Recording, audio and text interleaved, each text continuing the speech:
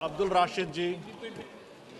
Sir, chairman साहब आपका बहुत बहुत सर चल नहीं रहा है। आपका बहुत बहुत शुक्रिया।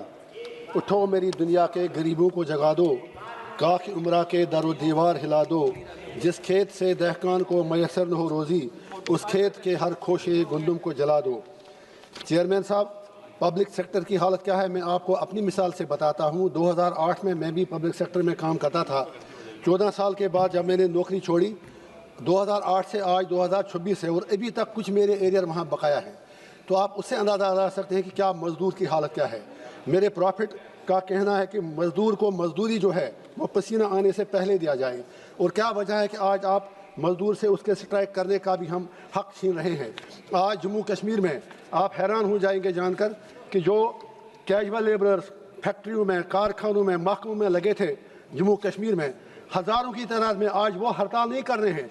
उनके बच्चे आज, जो बच्चों की एज जो 20-22 साल है, जो कैजुअल लेबर वो 50 को क्रॉस कर चुके हैं, लेकिन रेगुलर अभी तक नहीं हो रहे हैं। तो मैं सरकार से गुजारिश करूंगा, आज मिनिस्टर साहब के लिए पॉसिबल नहीं होगा अब इसमें अमेंडमेंट लाना, फ्यूचर के लिए कम से कम एक नेशनल पॉलिसी लाएँ, regularisation of casual labourers, daily wagers, चाहे कारखानों में, सरकारी विभागों में, ताकि वो लोग जो दर बदर की ठोकरें खा रहे हैं उनका चूल्हा कम से कम चले।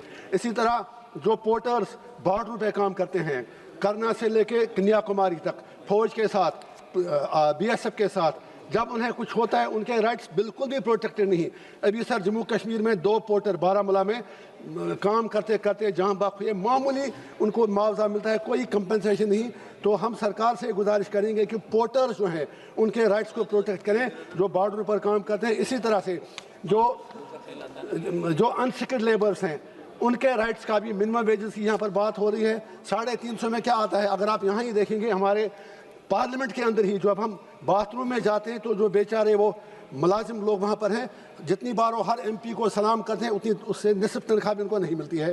वो भी एक अनऑर्गेनाइज्ड स्ट्रक्चर है। कम से कम ऐसे लोगों का हमें ख्याल रखने की ज़रूरत है। तो मैं ये चाहूँगा, और सबसे बड़ी बात, अगर एक्सीडेंट में कारखाने में कोई मजदूर मिले, कहीं और मिले, लेबर कोर्ट तो हैं लेकिन काम होता नहीं है। जो आपकी अदालतें हैं, लेबर कोर्ट्स जो आपने डिजिग्नेट किए हैं, स्टेट कमिश्नर लेबर हैं, बाकी लोग हैं, उनको लगता है वो पोस्टिंग उनकी बेकार जगह पे है, वो वहाँ पर टाइम पास के लिए जाते हैं। तो हमारी सरकार से गुजारिश होगी कि जब एक्सीडेंट में किसी मुलाजिम का, किसी मजदूर का, किसी कारकुन की बाजू कटती है, किसी का पाँव कटता है, तो उसको फिर दर बदर की ठोकरें खानी पड़ती हैं।